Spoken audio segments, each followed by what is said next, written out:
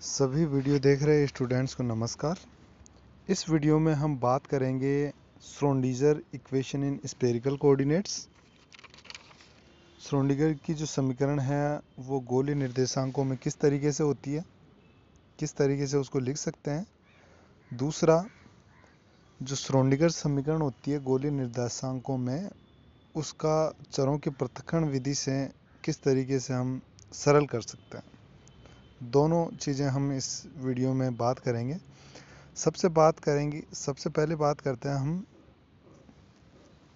गोलीय निर्देशांकों की। गोलीय निर्देशांकों के लिए हमें ज़रूरी है कि जो विभव है वो गोलीय सममित होना चाहिए। तो विभव गोलीय सममित कब होता है? जब केवल विभव है, केवल स्थिति r का फलन होता है, थीटा और फाई का फलन नहीं हो, तो इस स्थिति में जो विभव है वो गोलीय सममित विभव होता है। विभव केवल r का फलन हो, थीटा और फाई का फलन नहीं हो, इस स्थिति में जो विभव है वो गोलीय विभव कहलाता है। अब बात करते हैं श्रोडिंगर समीकरण जो लिखते हैं हम गोलीय निर्देशांकों में। इसकी डिटेल में हम बात करेंगे मैथमेटिकल फिजिक्स के अंदर, जो पेपर चलता है थर्ड ईयर के अंदर। यहाँ पे हम इसे सीधा लिखेंगे या सीधा ही याद रखना पड़ेगा। पहले मैं श्रोडिंगर समीकरण लिख देता हूँ एक बार। वो होती है H cut square by 2m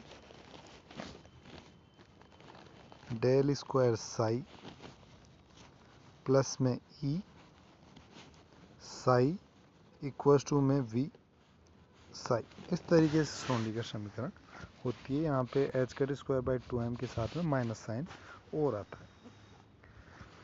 इसको थोड़ा, ये श्रोडिंगर समीकरण है, इसमें ये डेल स्क्वायर साई है, इसको हम स्फेरिकल कोऑर्डिनेट्स में यदि हम लिखते हैं तो कंप्लीट इस तरीके से लिखा जाता है। ये कंप्लीट जो लाइन है वो डेल स्क्वायर साई को रिप्रेजेंट करती है स्फेरिकल कोऑर्डिनेट्स में। तो यहाँ पे हम देखते हैं कि जो पहली टर्म है वो केवल r का फलन होती है, 1/r² del by del r और ब्रैकेट में r² del by del r। ये हमें याद रखनी होगी स्फेरिकल कोऑर्डिनेट्स में श्रोडिंगर समीकरण। दूसरी टर्म जो आती है 1/r² sine theta del by del theta bracket में sine theta del by del theta, plus third term आती है 1/r² साइन स्क्वायर थीटा। यहाँ पे साइन थीटा का स्क्वायर होता है, ये ध्यान देने वाली बात है। Del square by del psi square और साई, ये किसको रिप्रेजेंट कर रहा है? स्फेरिकल कोऑर्डिनेट्स में डेल स्क्वायर साई। इसके अलावा जो बाकी टर्म्स बच गई वो लगभग एज इट इज रहेंगी। प्लस में 2 म्यू, यहाँ पे मास जो है m की जगह पे म्यू लिया गया है। ये रिड्यूस्ड मास रिप्रेजेंट करता है न्यूक्लियस और इलेक्ट्रॉन की। ब्रैकेट में E माइनस में VR यहाँ पे रिप्रेजेंट कर रहा है गोलीय सममित विभव को, या ऐसा विभव जो केवल स्थिति r पर निर्भर करता है। और यहाँ पे तरंग फलन, क्योंकि हम गोलीय निर्देशांकों में बात कर रहे हैं तो तरंग फलन है वो r गोलीय निर्देशांकों पर निर्भर करेगा, और गोलीय निर्देशांक होते हैं r, थीटा और फाई। यहाँ पे म्यू रिड्यूस्ड मास को रिप्रेजेंट कर रहा है, क्योंकि हम एकल इलेक्ट्रॉन परमाणुओं की बात कर रहे हैं, उसमें न्यूक्लियस और इलेक्ट्रॉन का रिड्यूस्ड मास काम में आता है। अब नेक्स्ट स्टेप अपना होगा चरों के पृथक्करण विधि से। ये जो गोलीय निर्देशांकों में श्रोडिंगर समीकरण आई है, उसको किस तरीके से हम सोल्व कर सकते हैं, इजी कर सकते हैं। तो चरों के पृथक्करण विधि में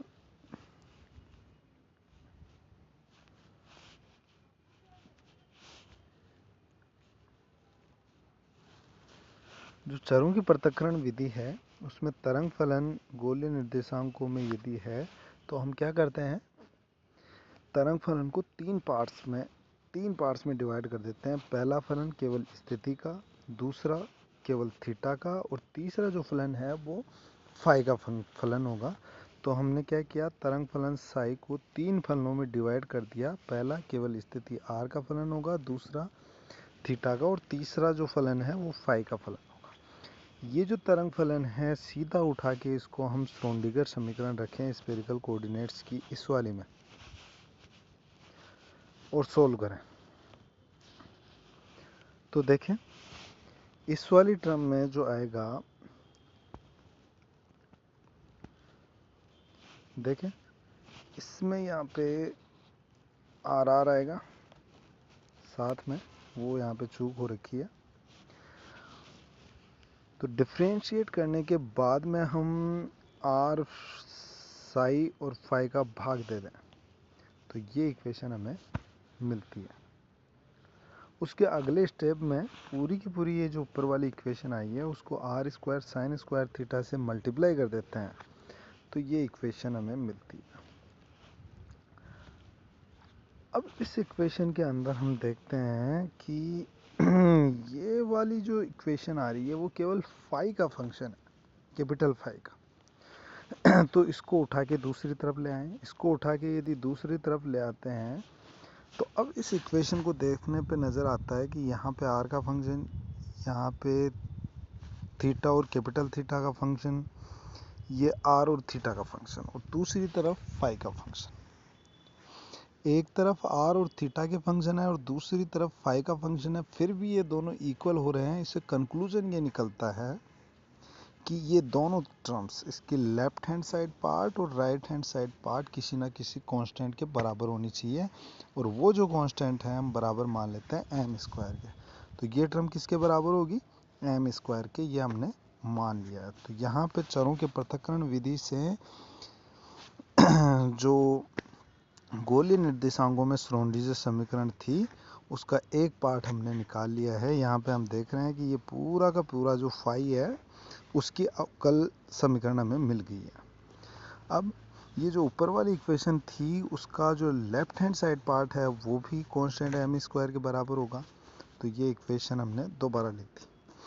अब इसमें अगले स्टेप में हमने क्या किया, साइन स्क्वायर थीटा का पूरी की पूरी इक्वेशन में भाग दे दें और जो ये साइन थीटा वाली टर्म है उसको भी पक्षांतरण करके दूसरी तरफ ले जाएं।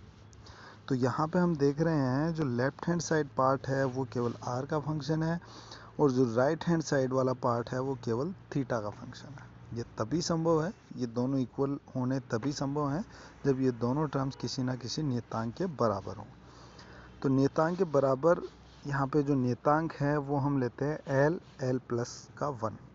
तो दोनों इक्वेशंस को इस नियतांक के बराबर रख दें तो लेफ्ट हैंड साइड पार्ट से तो ये कंक्लूजन निकलता है and right hand side part से ये कंक्लूजन निकलता है। तो इस तरीके से हम जो गोलीय निर्देशांकों में श्रोडिंगर समीकरण है उसके लिए गोलीय सममित विभव के लिए आर, थीटा और फाई तीनों की अलग अलग अवकल समीकरण प्राप्त कर सकते हैं। इसे हम चरों की पृथक्करण विधि से श्रोडिंगर समीकरण का हल भी कहते हैं। ये एग्जाम्स में रिपीट होता रहता है, तो इसे आप सोल्व कर लें। ये इसके सॉल्यूशन के लिए ज़रूरी है कि गोलीय निर्देशांकों में हमें श्रोडिंगर समीकरण याद हो। वीडियो देखने के लिए धन्यवाद। जय हिंद, जय भारत।